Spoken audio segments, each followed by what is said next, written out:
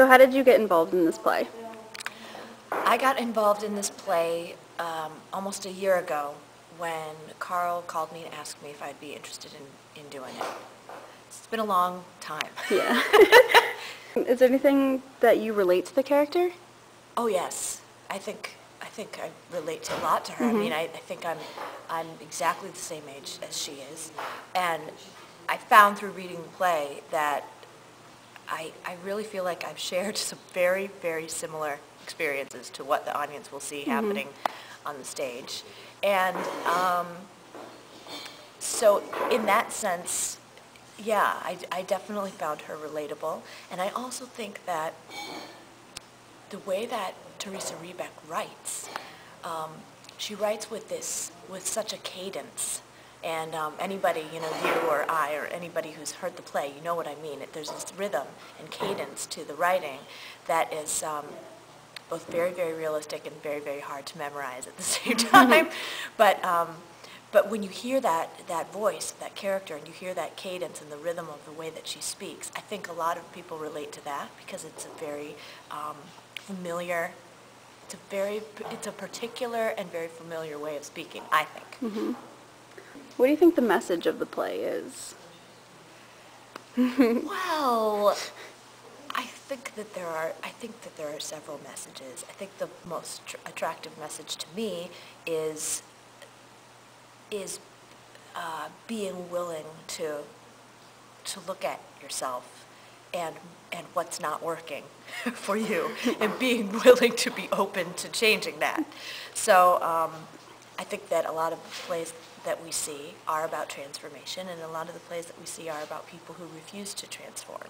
And I think that through the course of this play, there are several things that Haley comes up against where she can either be who she's been and continue her downward spiral, or a window can open and she can go a different direction. You know about the Women's Playwright series we do here, right? Yes. What do you think about that in terms of what it does for women playwrights? Well, I think that anything that's devoted to promoting women's works is fantastic, and I've been involved with the Women's Playwright series here on a couple of different levels, as a director and as an actor, and I just think that it's a very powerful tool. I think that it's a gift to the community, because I think that anytime you have someone or some place curating an environment where you can really kind of get first dibs on something new, I think that's truly special, and I think that's the success of it, right there. I did a Nina Bieber play, The Dew Point, a few years back as an actress, and that was a part of that. That was actually, I think that was a piece that had been workshopped through the Women's Playwright series and then was extracted from that and produced, I think. You might want to check me on that. I could be wrong. But then I also directed a piece called Blackwater Departure by Therese Coons for that same series. And that was a great process. It was a really great process. It was local actors. It was a pretty big cast. And so since it's a reading series, there's kind of some challenges there because you've got this big cast of people. And at the time, it was a much smaller stage, the old stage. And we made it work. And it was a great, great opportunity to work hands-on with the playwright, which you're typically not doing when you're directing a play. So it's fantastic. And you founded the theater program at the Benedictine Academy? You know, I would say I co-founded it because what happened is I was teaching some workshops at the New Jersey Performing Arts Center in Newark, and one of the students who happened to be a freshman in high school at Benedictine Academy approached me after class and explained that she was going to a high school that had no department whatsoever, no music department, no theater department. And she was contemplating, being there for 4 years with no outlet. And clearly here she was a part of this master class, so she was really interested. And so the short version of the story is I met with her principal, and we did a production that year, and we've done 1 or 2 productions since. And, but I really credit that student, Ariana Taveras, with really being the one who saw the need and who found somebody who she thought could help. And then I just came along and do, you know, for them what I do other places. A little bit more work because we're starting at zero, Yeah. but it's pretty great. You also do work with charities, right? I do. How did you get involved in that? Well, you know, I'll tell you, for one thing, the Actors Union has always been very involved with charities. I'm sure you've heard of Broadway Cares Equity Fights AIDS, and so I was very accustomed all through my years as an actor to always finding some way. We would always at least do, you know, we would do Monday night benefits where the cast would come in, maybe do a cabaret, even on the Titanic tour that I was on with Carl.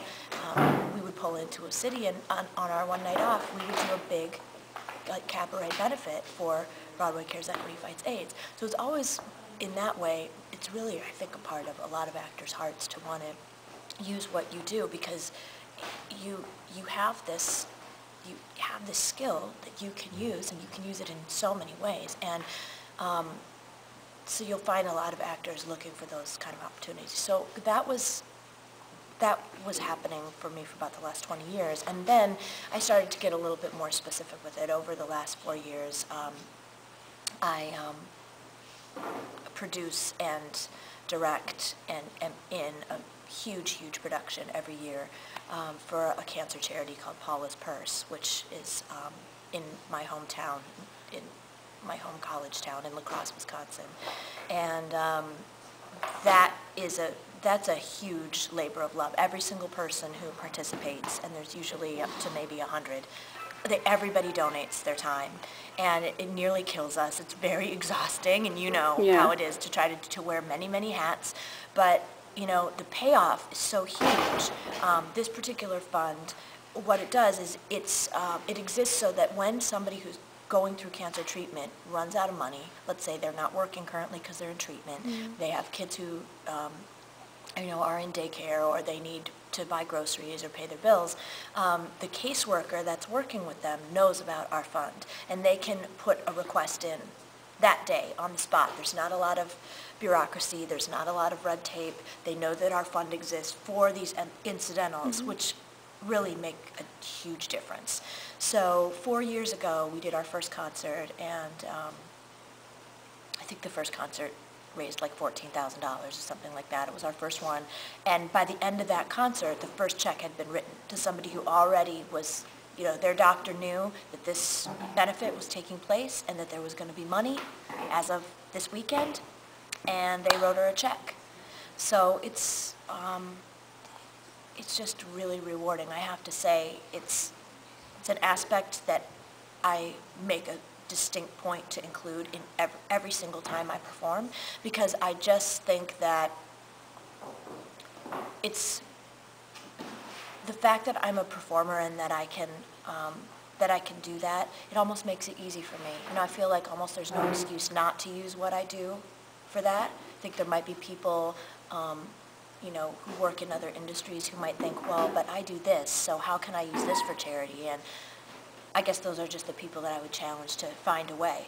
Because I think almost anything that we do, we can find somebody who either needs that service or find a way for us you know, to at least donate a part of what we're making to an organization that we care about. It's just, it's too easy. Yeah. You have to do it. That's great. Is there anything else you'd like to say about the play or anything?